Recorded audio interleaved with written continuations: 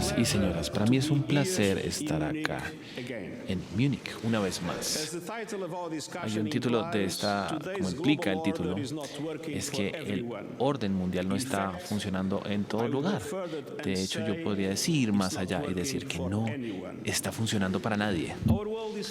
Nuestro mundo está enfrentando diferentes desafíos existenciales, pero la comunidad global está más fragmentada y dividida que durante los últimos 75 años. Inclusive durante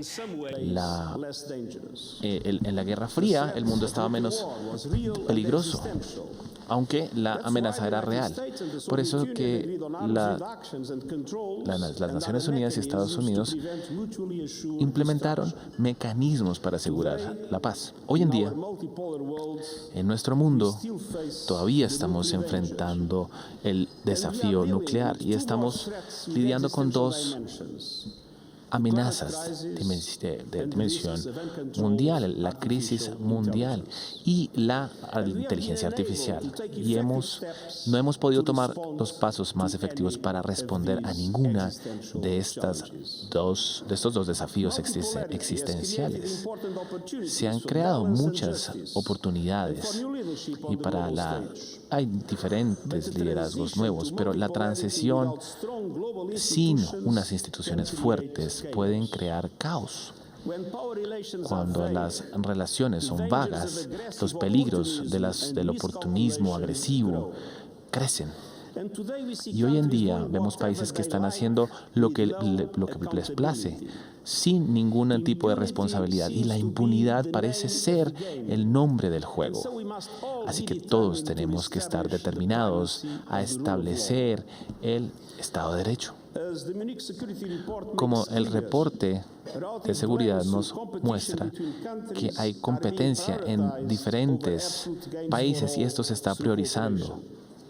Y las crisis se están multiplicando, conectadas con esa competencia e impunidad. Y el orden mundial que funciona para todos debería dirigirse a estos vacíos y proporcionar soluciones.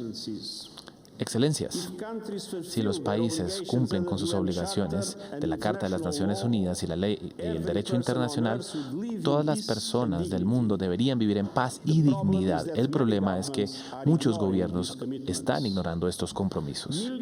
Millones de civiles están pagando un precio terrible y números récords se han visto obligados a escapar. Excelencias, señoras y señores, nada puede justificar los ataques terroristas de Hamas en contra de Israel. Y nada puede justificar el castigo colectivo que se está llevando a cabo ahora. La situación en Gaza está mostrando un obstáculo en las relaciones globales. Es algo aterrador y la guerra y la sangre está cruzando las fronteras. La operación mundial apenas está funcionando. Los esfuerzos humanitarios no están siendo suficientes y hay diferentes obstáculos y restricciones, al igual que la caída del orden público. Esto está en toda la prioridad. Esto es una de las prioridades que tenemos ahora porque estamos viendo para millones de civiles, estamos viendo cómo se están esforzando para sobrevivir. Y yo hago el llamado para una liberación de todas las personas y un cese al fuego. Y esta es la única forma que podemos para llegar a la paz en Gaza. Y esto debe ser la base para los paces universales, para tener una solución bipartidista y de ambas naciones. Excelencias, la guerra que inició por la invasión de Rusia a Ucrania no tiene un lugar en este siglo. Llevan 2 años y el costo de las vidas humanas es increíble y el impacto de la economía global ha sido particularmente devastador para los países en vías de desarrollo. Necesitamos urgentemente una paz para Ucrania y para Rusia y para el mundo. Pero la paz tiene que estar alineado con la ley, el derecho internacional que establece la obligación de respetar la integridad de los territorios y de los estados soberanos. Y también estamos de Libia, Sudán, de África, de Yemen, a Myanmar. Tenemos que tomar todos los esfuerzos. ¿Para qué? Para hacer presión en el mundo, para que lleguen a las mesas de diálogo y de paz, para llegar a alguna negociación. Hay una clara decisión de nuestra Conferencia de Seguridad para llegar a esta paz. Este es un paso supremamente importante en la dirección adecuada. Excelencias. Más allá de esta crisis inmediata, tenemos que fortalecer la paz mundial para trabajar en contra de los desafíos de hoy en día y de las amenazas. Esos aspectos de la Carta de la ONU no tuvieron en cuenta los nuevos aspectos y la nueva agenda de la paz que tenemos que hablar hoy en día debe trabajar sobre el sistema colectivo de seguridad basado en un multilateralismo para la transición mundial, para la reforma del Consejo de Seguridad de las Naciones Unidas, para trabajar en contra del desarrollo de las armas nucleares y para la prevención del conflicto. Esta nueva agenda dirige a los nuevos desafíos de hoy y de mañana, incluye medidas para prevenir la fragmentación y la cadena de abastecimiento y llama nuevas normas, nuevas estrategias para regular las nuevas tecnologías. Excelencias. La competencia a nivel mundial no puede oscurecer las divisiones que vemos alrededor de nosotros. Las comunidades que son alimentadas por la discriminación y el discurso de odio son peores. Y las realidades deberían traerse ahora. Estamos viendo un antisemitismo e intolerancia y diferentes formas de discriminación. Las sociedades divididas son sociedades débiles y las tensiones escalan a violencia rápidamente. Y esto va a afectar los valores democráticos. Y las empresas tecnológicas deberían mirar esto con consideración en vez de pensar solo en los beneficios. Tenemos que mirar la cohesión social y la seguridad de cada uno de los individuos sobre los nuevos conflictos sociales con base en justicia, en inclusión y en los derechos humanos. Y este debería ser el enfoque que tuvimos y que debemos tener hoy. Excelencias, ahora llegamos a la siguiente discusión, la economía global. Todos están luchando por un pedazo de esta torta, pero significa que el cero significa que muchas personas llegan a cero y no logramos la seguridad y prosperidad para todos. Necesitamos paz con justicia. Hoy, la arquitectura financiera del mundo con base en estructuras de hace 8 años ya está desactualizada, no funciona y no funciona a los países más pobres, a los países y tampoco a la guerra en Ucrania. Su gasto nacional ya no puede aplicarse a la salud y a otros aspectos. Y nos falta todavía un mecanismo para solucionar esto. Todo esto es una emergencia mundial con implicaciones profundas en la seguridad global. Necesitamos 2 áreas de atención ahí. La inversión a largo plazo para los países en vías de desarrollo para invertir en esto se ha visto evidenciado por la Asamblea General de las Naciones Unidas y hemos venido trabajando por esta implementación y tenemos nuevos movimientos para reformar la arquitectura internacional y eso le corresponde a la economía internacional para crear una red de seguridad y en particular para los países en vías de desarrollo que están endeudados. En el Summit del Futuro observa estas nuevas estructuras para llegar al Estado de Derecho universal. Esto es esencial para crear una economía global que funcione para todos, en todo lugar.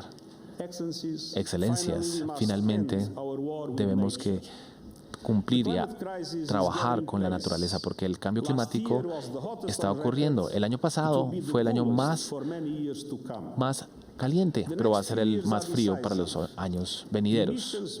Las emisiones llegaron a un pico y deberían llegar el 45% a 2030.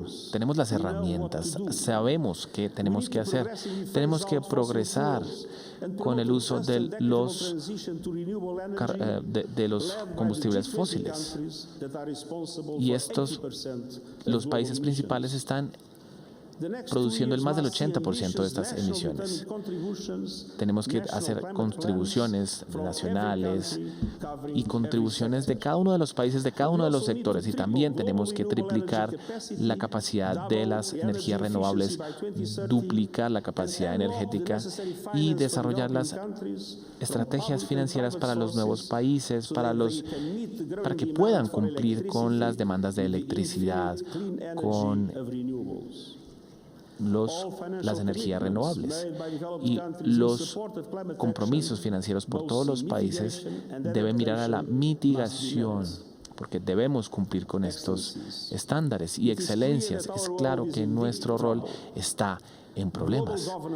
Los gobernadores tienen que presentarse y hay diferentes divisiones. Tenemos que trabajar con base en la justicia, con urgencia y solidaridad. También siempre hay una oportunidad para crear una sociedad mucho más sociedad y un orden mundial que funcione para todos con base en el derecho internacional. Un lugar más seguro y un pedazo de la torta más grande para todos. Ese es el objetivo del Summit para el futuro en septiembre.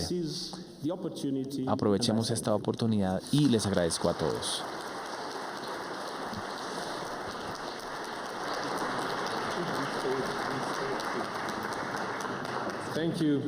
Gracias, muchas gracias por su discurso y creo que todos acá están apoyándolo por el Summit of the Future, la cumbre del futuro que vamos a tener, donde va a haber una orden para todos. Ahora estoy muy contento de anunciar a los panelistas de nuestro primer panel del día de hoy en la conferencia de seguridad de Múnich, y me gustaría darle la bienvenida al primer ministro de Barbados. Muchísimas gracias por estar acá una segunda ocasión, por favor. También me gustaría invitar a Nana Akufo-Addo, el presidente de Ghana, que es una persona que viene regular con frecuencia. Y muchas gracias por estar aquí con nosotros, señor presidente. Y también por la primera vez en la historia de esta conferencia tenemos el presidente de Colombia.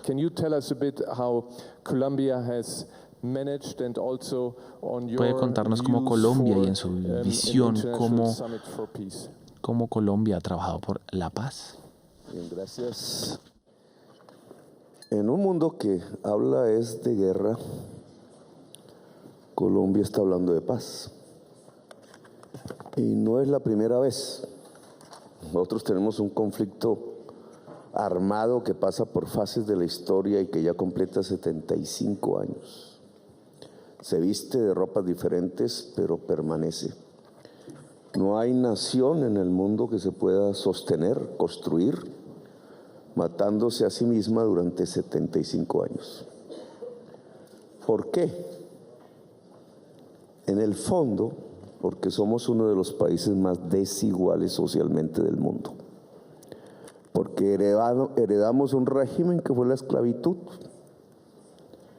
Hacia el siglo XVI, pocos países, los americanos, manteníamos un régimen oprobioso, la esclavitud. Y porque fueron quedando esas estructuras antidemocráticas en la economía, en la mentalidad y en la sociedad. Luego, si usted quiere saber qué pienso yo de cómo reconciliarnos y cómo proyectar esa idea incluso a escala planetaria, tendría que decir que hay que construir justicia social.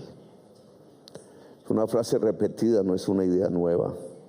Pero Colombia ha podido pacificarse paulatinamente a través de los últimos 30 años. Voy a poner un ejemplo concreto en estadísticas. Una de nuestras ciudades tenía 400 homicidios por cada 100.000 habitantes. Hoy tiene 16, aún alto, pero indudablemente mucho menor de lo que existió hace apenas 25, 30 años. ¿Cómo se logra esa pacificación? ¿Con cárceles? ¿Con bombas? En Colombia se han bombardeado niños. ¿Con genocidio? En mi opinión, en Colombia han existido genocidios. Una violación catastrófica de derechos humanos en nuestra propia sociedad, cometida por gente de nuestra propia sociedad. ¿Pero qué es lo que ha funcionado? Hacer justicia social, disminuir las causas de la desigualdad económica, tratar de que en un país tan bello como Colombia, tan diverso como Colombia, su propia sociedad, su propia diversidad humana pueda existir con dignidad. Esa lucha entre una visión y la otra, entre si es la bomba despedazando niños y la cárcel, o es la construcción de un pacto de justicia social en el país y por tanto de una democracia, nos ha recorrido en tensiones políticas desde que hicimos la Constitución del 91. Los resultados beneficiosos desde el punto de vista estadístico, sin que hayamos podido salir aún de niveles de violencia, tienen que ver con un objetivo: construcción de justicia social.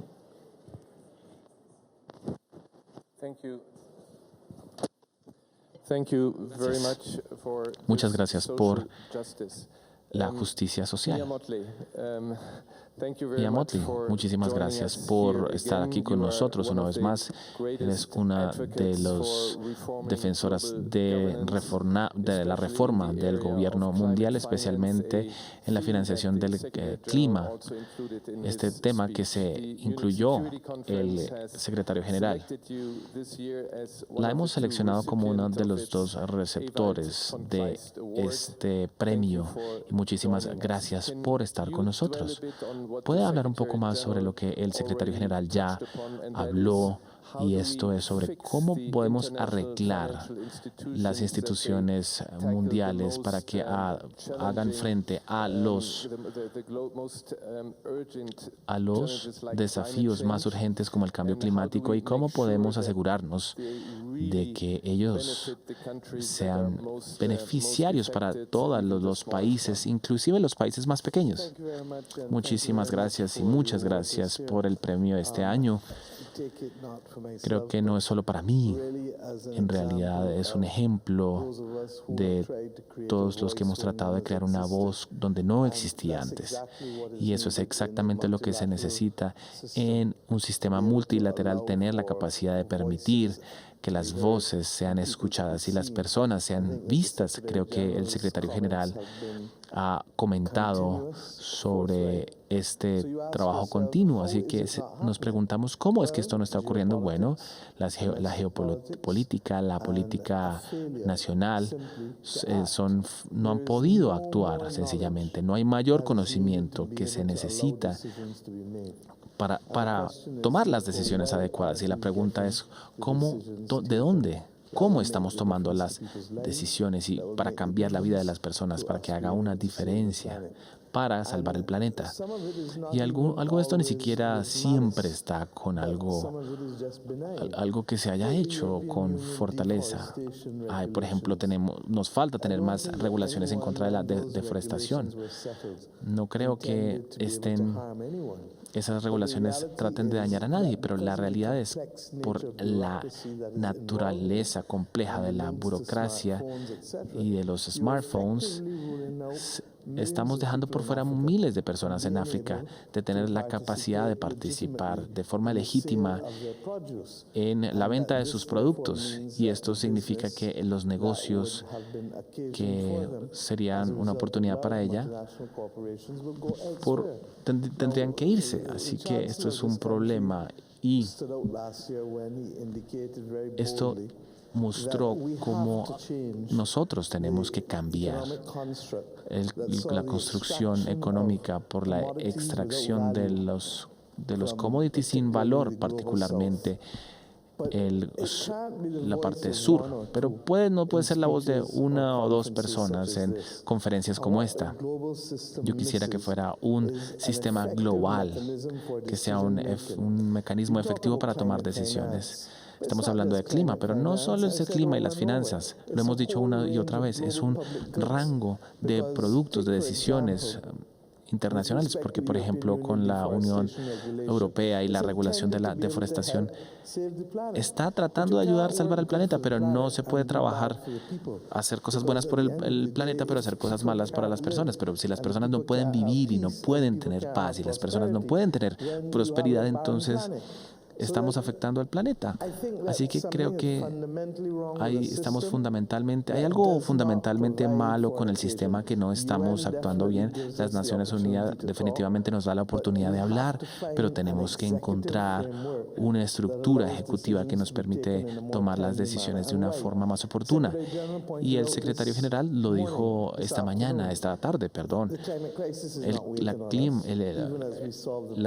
crisis climática no nos espera. A pesar de que solucionemos los problemas de Palestina y Ucrania y África con respecto a las disrupciones de África subsahariana durante los últimos años, pero igualmente por ejemplo, si tenemos la inteligencia artificial, no está esperando a nadie para que la detenga. Esto sigue siendo un problema o una amenaza o un cambio sobre cómo los negocios se hacen en el mundo. No podemos seguir sin estas regulaciones. No, hemos fallado en la toma de decisiones, y mucho de esto puede traer muchos problemas para la geopolítica y para la política nacional de cada uno. Estamos listos para hacer. Si nos demoramos mucho, pueda que tengamos unas consecuencias muy lamentables. Muchísimas gracias por hablar, por este llamado claro, por mecanismos efectivos. Y presidente Akufo-Addo, estamos muy agradecidos de que usted haya venido a esta conferencia de seguridad de Múnich, a pesar del hecho de que usted debería estar viajando a la cumbre africana. Así que apreciamos que usted esté acá con nosotros. Y siguiendo sobre lo que estábamos hablando sobre la primera ministra, ¿puede la Unión Africana trabajar más unida y coordinar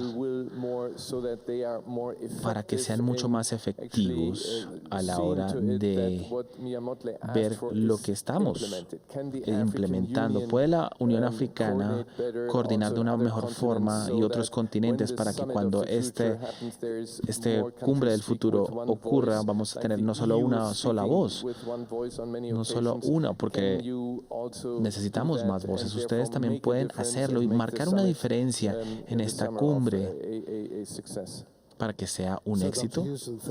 Muchísimas gracias una vez más por invitarme. Esta es la segunda vez y de verdad que aprecio mucho esta invitación. Y felicitaciones también por su 60ª versión de esta conferencia.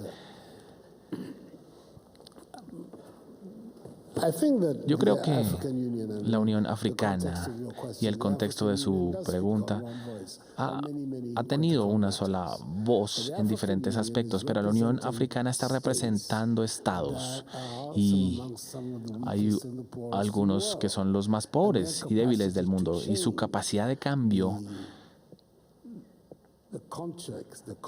los contextos del mundo es muy limitada. Muchas de las cosas que tienen que realizarse no pueden llevarse a cabo por la Unión Africana. Puede hacerse por la Unión Africana con otras en unión con otras que compartan sus mismas perspectivas. Y creo que eso es el problema más grande que nos está confrontando a todos nosotros. Y es cómo llegamos a tener cierta universalidad para compartir estos valores y compartir las soluciones. Es aumentar esa torta de la que estábamos hablando.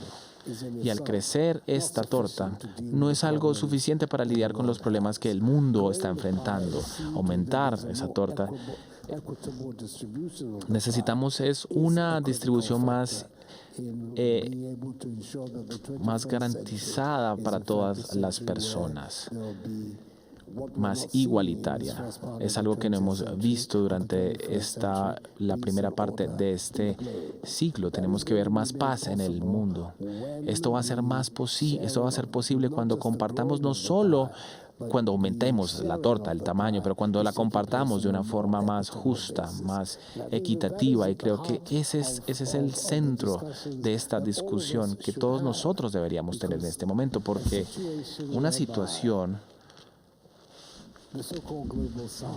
donde hablamos del sur global, donde está África, siempre está en el lado errado con respecto a los activos globales. No hay una forma de ver más adelante de la humanidad. Esto no puede funcionar para nosotros si no podemos mantener el paradigma de una parte donde una parte del mundo está siendo privilegiada y cómoda y la otra parte del mundo está sufriendo y está bajo muchas amenazas de hambre, de malnutrición y de otras cosas. Tenemos que tener un paradigma que reconozca, y para que esto haya paz y orden en el mundo, tenemos también que tener ciertas revoluciones que tienen que llevarse a cabo. Especialmente, no estoy hablando solo de especialmente en las personas más ricas del mundo, para que prosperen, porque la otra parte del mundo no puede seguir de una forma empobrecida. Tiene que haber una ecuación para este siglo XXI. No creo que lo haya, creo que es posible para que nosotros la encontremos, especialmente cuando miramos esos avances enormes que hemos llevado a cabo en tecnología, en todas las áreas del mundo, en salud, en agricultura, en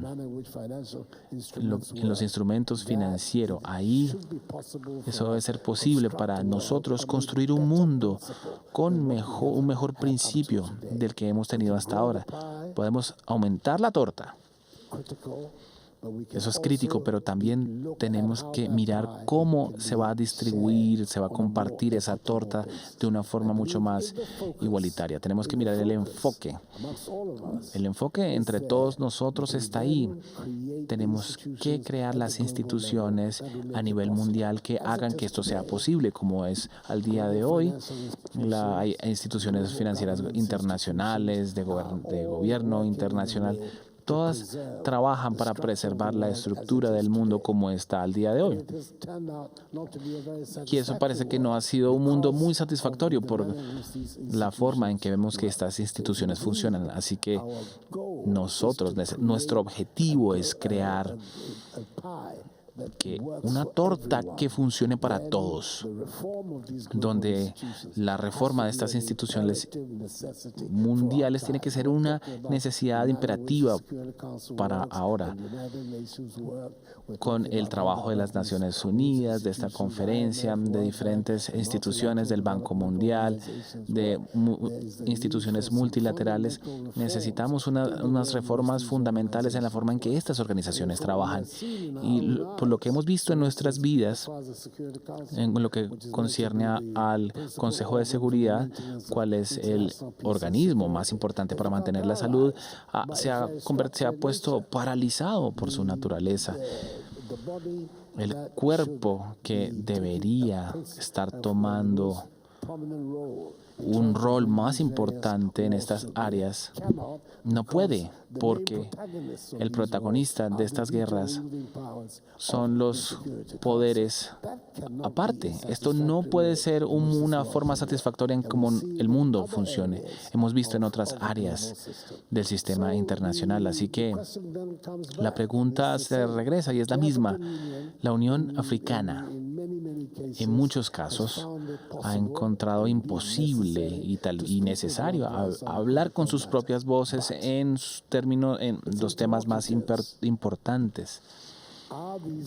Pero esos interlocutores están preparados para encontrar la forma de llegar a buen puerto y hablar de estos temas importantes de la reforma que deberíamos tener en cuenta, porque la estructura financiera es una barrera para los estados de África para que ellos puedan participar en este aumento de la torta de una forma efectiva. Así que esa sería mi respuesta. Muchísimas gracias, señor presidente. Y antes de que vayamos al público, secretario general, le voy a hacer una pregunta. Cuando escucha a estos tres, al primer ministro, ellos están apoyando lo que usted acaba de decir, lo que usted solicitó. Así que cuando vamos a las calles de Múnich o tal vez en la mayoría de las ciudades en Europa, y cuando se ve que viene esta cumbre del futuro, y es una cumbre que es clave en la forma que implementamos la sostenibilidad, tenemos muchas personas que no conocen de esto y de alguna forma no es algo de política diaria. Usted es un político portugués, hace 20 años lo era. ¿Cómo es que nosotros podemos tener los temas que hemos mencionado, los temas clave para este mundo, para que este planeta sobreviva? ¿Cómo llevamos a esto a una vida política diaria en la agenda de las políticas a nivel nacional? Creo que es muy importante hacer lo mejor que podamos para evitar el tipo de ese lenguaje técnico que nadie habla, y hablar de una forma en que todas las personas puedan analizar los problemas que existen y luchar por tener las soluciones necesarias. Hablemos inglés en algunos de los temas que hemos hablado acá. La importancia del Estado de Derecho. Vivimos en sociedades que son cada vez más polarizadas y divididas. Vivimos en un continente donde la guerra regresó, así que debemos tener la capacidad de explicar la importancia de los derechos humanos, la importancia del Estado de Derecho con base en los problemas que estamos enfrentando en nuestras sociedades, la polarización y en la guerra que llegó a Europa. Por el otro lado, cuando yo fui primer ministro, como usted mencionó, vivíamos en un momento glorioso de la globalización y vemos a la globalización que pensábamos que eso iba a resolver los problemas, y es cierto, donde hay un crecimiento y se tiene en cuenta a las personas, y los países en vías de desarrollo estaban trabajando. Pero tenemos que tener la capacidad de explicar cuando hablamos sobre qué tan importante es reformar el sistema financiero nacional. Tenemos que explicarle a las personas qué ha ocurrido de una forma en que las personas entiendan. Ahora, aquí en Alemania, como en Portugal también, cuando llegó el COVID, pudimos imprimir muchísimo dinero para ayudar a la gente, y Estados Unidos también imprimió más que $1 trillón, y los diferentes países desarrollados pudieron imprimir dinero. Los países en vías de desarrollo no pudieron imprimir dinero, así que ellos aumentaron sus deudas. Y como aumentaron sus deudas, después, cuando llegó la guerra en Ucrania, los precios subieron las tasas de interés, y ellos ahora están en una trampa de deuda enorme. No podemos explicarle a las personas mirando las familias, la economía familiar, lo que ha ocurrido al mundo, es exactamente lo que ha ocurrido a la mayoría de las familias que vienen en nuestras sociedades, que trabajan con menores salarios, que ven que los precios suben, que suben las tasas de interés, y hacerlos entender que si estos problemas que estamos enfrentando en nuestra sociedad, estoy hablando de Europa, son la realidad para muchos, con el hecho de que hay muchos populistas que tienen mucho éxito en sus campañas, y esos países que no podían tener los instrumentos que nosotros sí podíamos. Creo que tenemos que traducir nuestro deseo de hacer reformas en diferentes sistemas, de reformar la arquitectura financiera internacional a cosas que las personas puedan entender, porque ellos están enfocados en sus vidas diarias y la mayoría del debate político se lleva a cabo en formas en que las personas no entienden, y después vienen los populistas con ideas muy sencillas, muy simples, que son erradas, que no llevan a ninguna solución, pero que las personas entiendan y los siguen. Estamos viendo aquí en muchos lugares. ¿Puedo hacer un comentario acá? Porque el secretario general ha hablado algo muy relevante. Por mucho tiempo hemos estado hablando en la iniciativa Bridgetown y otras. Hablemos sobre la explosión de los problemas de la deuda en todo el mundo y en los países en vías de desarrollo por la pandemia, por los precios que han crecido más como consecuencia de Ucrania. Pero las instituciones financieras van en una trayectoria que dicen que esa deuda debe estar adjunta al PIB. Ahora, la única razón por la cual no ha cambiado esto es por la dificultad en cómo cambiamos un tratado.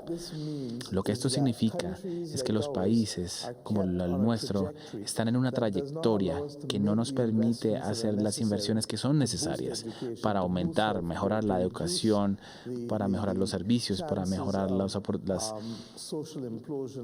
tener mejores empleos. Necesitamos más de una generación para recuperarnos, y lo que esto requiere es sencillamente personas que hablen y se pongan de acuerdo a nuevas métricas a nivel de las instituciones financieras internacionales. Miremos los seguros.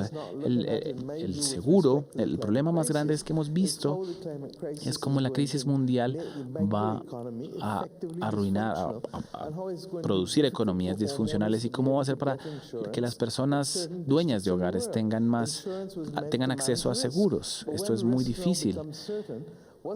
Ahora, lo que ha ocurrido en California con el welfare, que ha ocurrido en Florida, en Virginia, es un microcosmos de lo que va a ocurrir en el Caribe, pero por lo menos en Estados Unidos, ellos pueden irse a otro país. Pero en el Caribe, ¿a dónde se van a ir? Con la erupción en Montserrat, eso saque a las personas. Tendrían que ir al Reino Unido. Ellos fueron al Reino Unido, pero tampoco tenían el mismo estatus como los ingleses, así que tenemos que observar la forma en que el cambio climático va a ser regiones que no se puedan ni asegurar ni podamos invertir en esas zonas, así que tenemos que mirar migración por el cambio climático de una forma que no hemos visto anteriormente, especialmente en barrios que están sufriendo de esta migración. Muchísimas gracias. Me están diciendo que estamos quedándonos sin tiempo.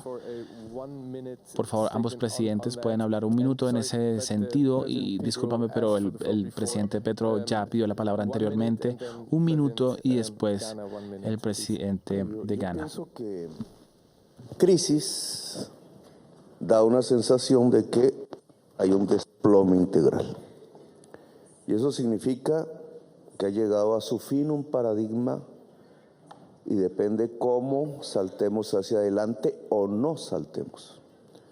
El paradigma es como gobernamos en los últimos 40 años, que el mercado iba a llevarnos al máximo de bienestar. La realidad de hoy es que estamos a punto de la extinción, es decir, todo lo contrario.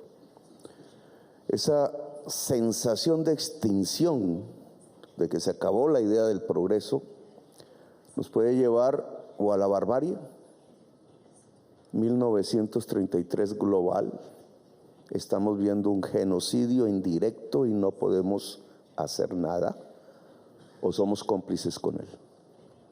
Es apenas el comienzo, no es la solución final, es el comienzo que todos nuestros países en el sur podemos empezar a vivir.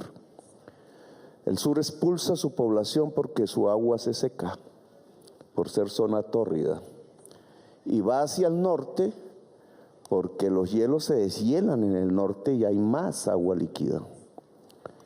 Detrás de la crisis y el desplome está la crisis climática que produjo el mercado.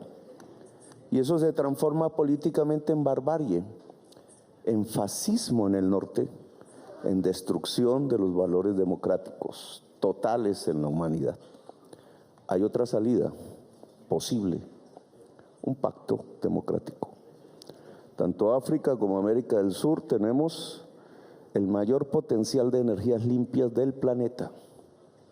Se puede ver como antaño con el petróleo como un saqueo. Se puede ver como un pacto. Ustedes tienen la chimenea que arroja CO2 y está llevándonos a la barbarie y la extinción. Nosotros tenemos la energía limpia. ¿Qué hacemos? ¿La barbarie y la guerra? ¿El bombardeo? ¿O un pacto de nuevo democrático entre el norte y el sur? Es decir, entre la humanidad. ¿Qué implicaría? Y termino ahí. Con el fortalecimiento de otro paradigma. Y es que el mercado actuando solo no nos lleva al bienestar, nos lleva al abismo. Que se necesita de nuevo un poder público. Pero el poder público tiene que ser global, ya no puede ser nacional. Un poder público global democrático significa el cambio de las relaciones de poder. Si queremos mantener las mismas de hoy, eso significa la fuerza bruta. Se mide el número de aviones y de bombas. Si queremos realmente sobrevivir como humanidad, eso significa el número de votos. Hoy la humanidad ha votado en Naciones Unidas el fin de las guerras. ¿Por qué no nos hacen caso? ¿Porque tienen más aviones? Pues más aviones es la barbarie. Más votos es la democracia, la civilización y la humanidad. Gracias por eso y desafortunadamente tenemos que detenernos porque nuestro programa está un poco tarde, tenemos que adelantarnos, así que muchas gracias al presidente de Colombia y también a usted. Muchísimas gracias, señor secretario general. Por favor, puede irse a Nueva York, a África, donde siente que tiene muchísimo apoyo por el éxito de la cumbre del futuro. Es algo urgente, necesitamos esta multilateralidad urgentemente. Muchísimas gracias por estar acá con nosotros.